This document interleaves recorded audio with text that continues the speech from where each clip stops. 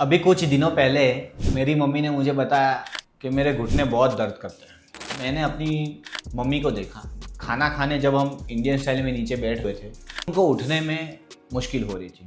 हाथ का सपोर्ट लेके उठ रहे थे। फिर चलने में कुछ कदम लेने के बाद उनके फेशियल एक्सप्रेशन देख के मुझे पता चल गया कि मम्मी को दर्द हो रहा है। फिर मैंने मम्मी से बात करी। मम्मी ने बताया कि 55 एज हो गया है, लगता है बूढ़े हो गए, और टिपिकल इंडियन मेंटालिटी, ये उम्र में दर्द तो होता ही है, घुटने तो दर्द करते ही है, हड्डियाँ तो कमज़ोर होने ही वाली है। मैं हर रोज़ सुबह वॉक करने जाती थी, लेकिन अब सुबह वॉकिंग करने का भी मन नहीं होता है।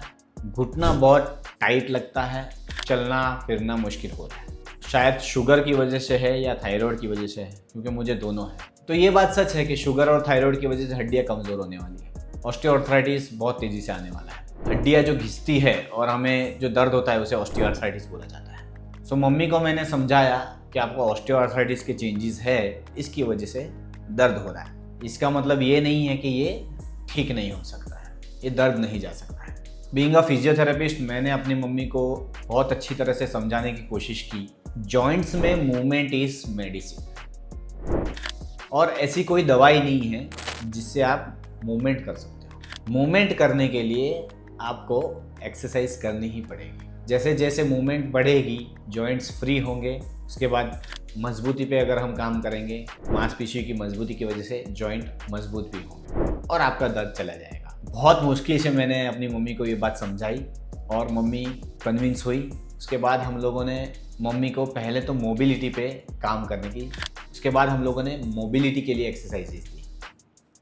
उनके प्रोटोकॉल में हमने साइकिलिंग भी ऐड की थी। मैं आपको ये 3 सिंपल एक्सरसाइजेज बताऊंगा जो आप घर बैठे कर सकते हो और आपके घुटने के दर्द में आराम पा सकते हो। पहली एक्सरसाइज है जिसमें हम मूवमेंट पे काम करेंगे, यानी हील स्लाइड। पैर को सीधा रखना है और धीरे धीरे अंदर की तरफ पेन फ्री रेंज में मोड़ना है। अगर पेन हो रहा है उस जगह पे रुक जाना है। धीरे धीरे आप देखोगे कि ये मूवमेंट फ्री हो रही है। इसके 10 के 2 या 3 सेट आप दिन में 2-3 बार कर सकते हो, according to your pain tolerance. दूसरी एक्सरसाइज है क्वाड्रिसेप्स मसल की। क्वाड्रिसेप्स मसल घुटने को सपोर्ट करने का काम करता है और सबसे इंपॉर्टेंट मसल है घुटने में, और उसका जो वीएमओ पार्ट है वो सबसे ज़्यादा वीक हो जाता है। क्वाड्रिसेप मसल की मजबूती के लिए आप क्वाड्रिसेप आइसोमेट्रिक्स शुरू में करिए, जिसमें घुटने के नीचे एक टॉवेल का रोल रखना है और नी को प्रेस करना है। ये आप 10 के 3 सेट शुरू में कर सकते हो। ग्रेजुअली इसको इंक्रीज करते जाना है। इसके बाद सीधा लेट जाना है या बैठ जाना है, जैसे भी आपकी कंफर्टेबल पोजीशन हो। एक घुटना मोड़ देना है और दूसरे पैर को बिल्कुल सीधा पंजे से टाइट रख के उठाना है, जो घुटना मुड़ा हुआ है उसके लेवल तक। फिर वापस उसको नीचे लाना है। ये मूवमेंट्स बिल्कुल स्लो एंड स्टेडी होनी चाहिए, बहुत तेजी से मूवमेंट नहीं करनी है। ये भी आप अपने टॉलरेंस के हिसाब से कर सकते हो। अगर शुरू में पेन बहुत ज़्यादा है तो मिनिमम रिपीटिशंस रखिए।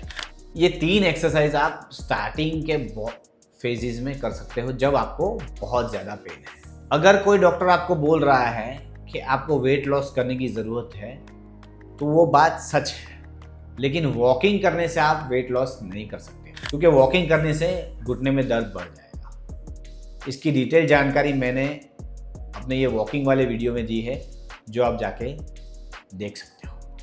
सो शुरू में हम लोगों ने ये 3 एक्सरसाइजेज हमारी मम्मी को दिखाई, उसके बाद धीरे धीरे साइकिलिंग, फिर बैलेंस की एक्सरसाइज। ये सारी एक्सरसाइज हम लोगों ने उनके पेन टॉलरेंस के हिसाब से उनको दी, और आज उनको 50 to 70% पेन में रिलीफ है।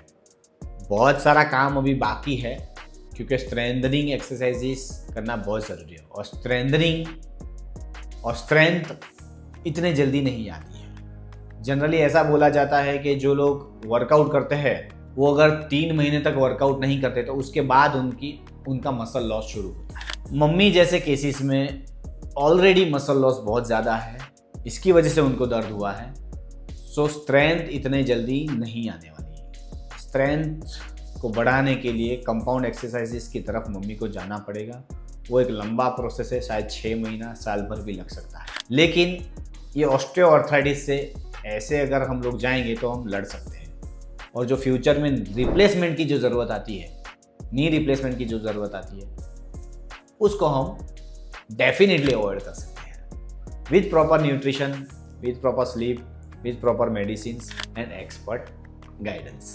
अगर आपके किसी भी जानकार व्यक्ति को नी ऑस्टियोआर्थराइटिस की शुरुआत हो चुकी है, उन्हें दर्द हो रहा है और आपको लगता है कि ये 3 बेसिक एक्सरसाइज से उनको कुछ फ़ायदा हम दे सकते हैं, तो ये वीडियो उनके साथ ज़रूर शेयर करिए।